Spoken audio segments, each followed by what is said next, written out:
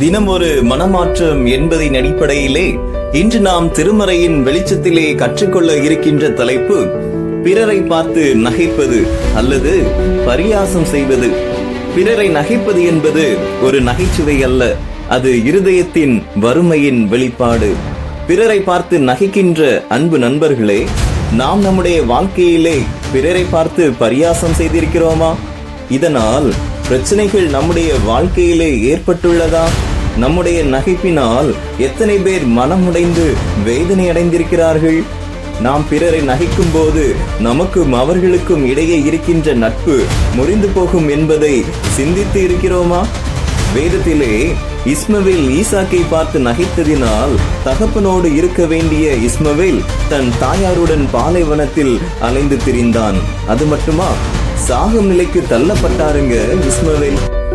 நாம் மற்றவர்களை நகைக்கும் போது நம்மீது அவர்களுக்கு எரிச்சல் உண்டாகும். பிறர் நம்மை நகைக்கும் போது நம்முடைய மனநிலை என்ன சூழ்நிலையில் இருக்கும் என்பதை ஆராய்ந்து பார்க்க அழைக்கப்படுகிறோம்.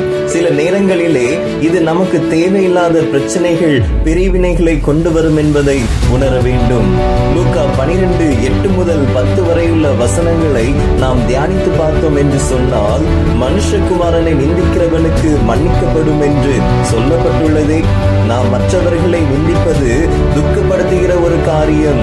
நாம் நம்முடைய நண்பர்களை அல்லது உறவினர்களை மற்றவர் முன்பாக நிந்திக்கும் போது நமக்கும் அவர்களுக்கும் இடையே உள்ள உறவு முறிந்து போகும் என்பதை மறந்துவிடக் கூடாது. நாம் ஒருவரை தவறாக புரிந்து கொண்டு சந்தர்ப்பம் கிடைக்கும் போதெல்லாம் அவர்களை நிந்திக்கிறோம் என்றால் அது கலகத்தை கொண்டு வரும், மற்றவர்களுக்கு எரிச்சலை உண்டாக்கும். இப்படிப்பட்ட பாவம் நமக்குள்ள இருக்குமானால் நம்மை தேவனுக்கு முன்பாக ஒப்புக் கொடுப்போமா? நாம் யாரை அவமானப்படுத்தி நிந்தித்து இருக்கிறோம்? மனஸ்தாபப்படுவோமா? மனம் மாறுவோமா? பிறரை பார்த்து நகைக்கின்ற குணத்தை விட்டு ஜெபிக்கலாமா? அன்பின் நல்ல தகப்பனே, எங்களுடைய இருதயம் மற்றவர்களை பார்த்து நகைத்து அவர்களை காயப்படுத்துகிறதாக காணப்படுமானால் அப்படிப்பட்ட இருதயத்தை எங்களை விட்டு மாற்றி போடுவீராக. மற்றவர்களை நகைக்கின்றவர்களாக அல்ல, மற்றவர்களுடைய காயங்களை கட்டுகிறவர்களாக எங்களை மாற்றுவீராக. ஆமென்.